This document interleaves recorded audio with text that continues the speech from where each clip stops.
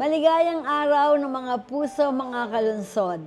Sama-sama nating patuloy na ipadama sa ating mga mahal sa buhay ang tunay, tapat at wagas na pag-ibig.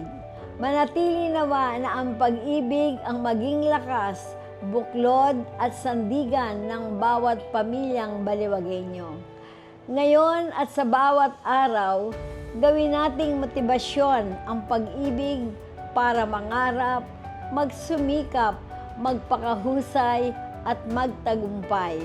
Para sa mga nakaranas ng magmahal at mahalin sa anumang anyo o forma nito, ipagdiwang natin ang kapangyarihan ng mga pusong nag-uumapaw sa pagmamahal kailanman, saan man, kanino man.